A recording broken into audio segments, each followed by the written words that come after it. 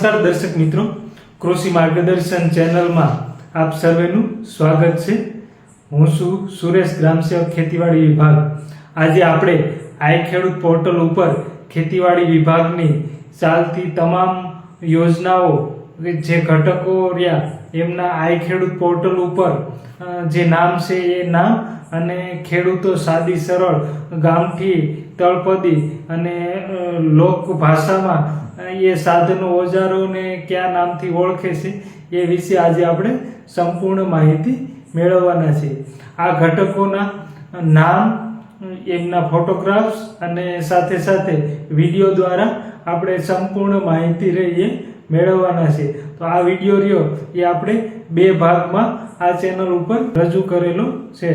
તો આ વિડીયોના બંને ભાગ અંત સુધી જોશો તો આઈ ખેડૂત પોર્ટલનું તમામ ઘટકો રહ્યા એમની સમજ રહી એ સંપૂર્ણ આપણે મેળવી શકશું। આપ હજી આ ચેનલ ઉપર નવા હો અને ચેનલને સબસ્ક્રાઇબ ના કરી હોય તો સબસ્ક્રાઇબ કરશો, લાઈક કરશો અને અન્ય ખેડૂતો સુધી આ માહિતી પહોંચી રહે એ માટે વિડીયોને શેર કરશો। સાધનોના નામ વિશે આપણે વિસ્તૃત માહિતી મેળવી રહ્યા છીએ, ત્યારે બીજા ભાગમાં આપ સર્વ દર્શક મિત્રોનું સ્વાગત છે।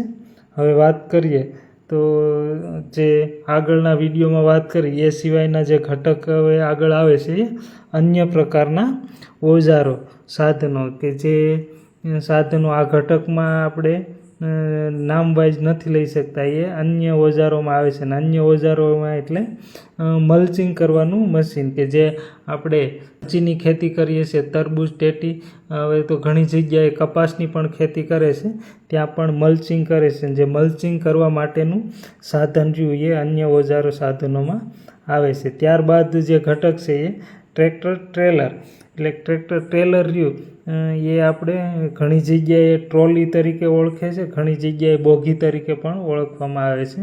અને ટ્રેક્ટર પાછળની જે આપણે લારી કહીએ છીએ, ટ્રેલર કહીએ છીએ, એ ઘટક એટલે ટ્રેક્ટર ટ્રેલર। ત્યાર પછીનું ઘટક આવે છે એ ફરો ઓપનર, કે જે દાંતી ટાઈપનું જ આવે છે પણ મોટા દાંતાવાળું સાધન આવે છે, કે જેથી એકદમ કડક જમીન થઈ ગઈ હોય તેને પહોંચી કરવા માટેનું જે સાધનનું નામ છે એ રીઝર ફરો ઓપનર છે। ત્યાર પછી જે ઘટક છે એ વાવણીઓ, ઓટોમેટિક ડ્રીલ તમામ પ્રકારના, એટલે આપણે જે ટ્રેક્ટરથી ચાલતી ઓવણી રહી એ ઓવણી રહી એ ઘટક એટલે વાવણીઓ, કે જે આપણે સાદી ભાષામાં ઓવણી તરીકે ઓળખીએ છીએ।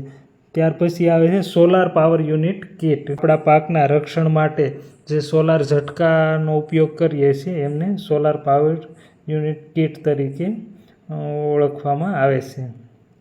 પ્લાન્ટર, કે જે એક પ્રકારની ઓવણી જ છે, કે જે વાવણીયા ઓટોમેટિક ડ્રીલમાં જેમનો સમાવેશ નથી થતો એમનું અન્ય પ્રકારના પ્લાન્ટર, એટલે કે આ પણ ઓવણી ઘટક જ છે।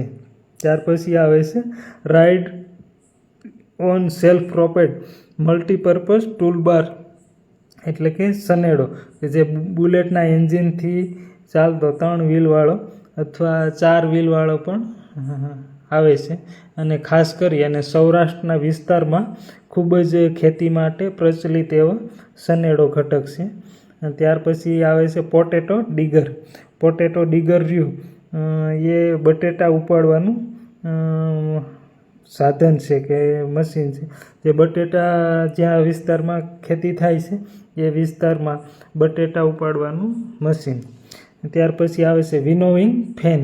વિનોવિંગ ફેન એટલે અનાજ સાફ કરવાનો મોટો જે પંખો આવે એને વિનોવિંગ ફેન તરીકે ઓળખવામાં આવે છે। કમ્બાઇન હાર્વેસ્ટર, કે જે આપણે ઘઉં કાઢવાનું મોટું હાર્વેસ્ટર આવે અને ખાસ કરી અને પંજાબથી આ સાધનો રહ્યા એ ઘઉંની સિઝનમાં આપણે અહીં જોવા મળે છે, જે કમ્બાઇન હાર્વેસ્ટર કહેવામાં આવે છે। ત્યાર પછી આવે છે પોસ્ટ હોલ ડિગર, કે ખેતરમાં તાર ફેન્સિંગ માટે, બાગાયતી પાક માટે જે ખાડા કરવા માટે જે સાધન વપરાય છે એમને પોસ્ટ હોલ ડિગર કહેવામાં આવે છે। ત્યાર પછી આવે છે પેન્ડી ટ્રાન્સપ્લાન્ટર સેલ્ફ પ્રોપેડ, એટલે કે ડાંગર રોપણી કરવાનું સાધન, જે વિસ્તારમાં ડાંગર થતો હોય એ વિસ્તારમાં આ સાધન રહ્યું એ ખૂબ ઉપયોગી છે।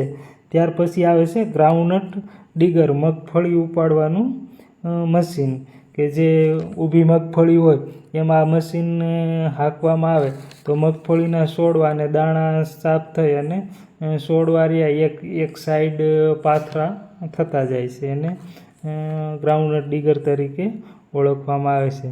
પછી આનું ઘટક આવે છે એ રોટાવેટર છે, કે રોટાવેટર રહ્યું એ ઘણી જગ્યાએ કટર તરીકે પણ ઓળખવામાં આવે છે. સર્વસામાન્ય રોટાવેટર તરીકે જ આપણે એમને ઓળખીએ છીએ. ત્યાર પછીનું ઘટક આવે છે એ લેન્ડ લેવલર છે, કે જેને આપણે ખેડૂતો પાવડા તરીકે પણ ઓળખે છે, કે જે ટ્રેક્ટર પાછળ પાવડો બાંધી અને જે જમીનનું લેવલ કરવા માટે જે સાધન વપરાય છે એને લેન્ડ લેવલર કહેવામાં આવે છે.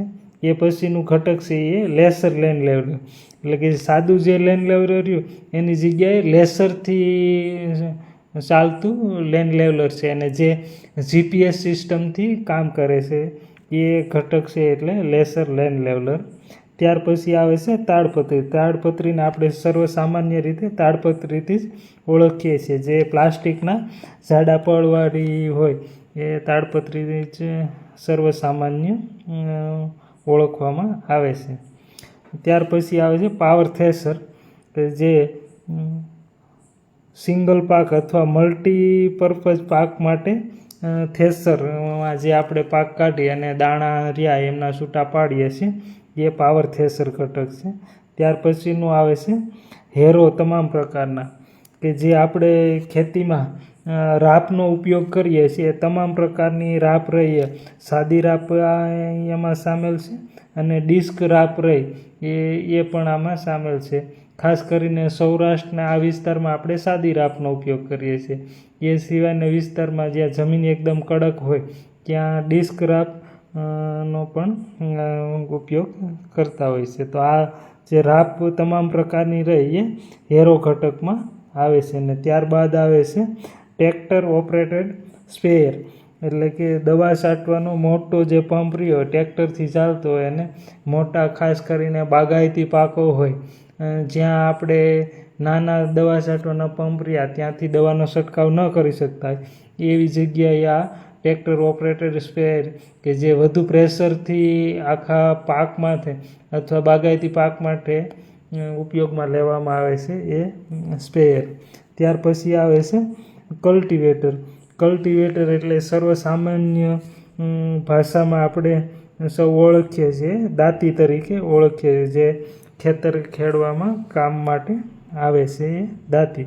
અને ત્યાર પછીનું આપણું છેલ્લું ઘટક રહ્યું એ સ્માર્ટફોનની ખરીદી પર સહાય, એટલે કે ખેડૂતો જે સ્માર્ટફોન ખરીદે એ સાદો ફોન નહીં, સાદા ફોનની જગ્યાએ સ્માર્ટફોન જો એ ખરીદી કરે.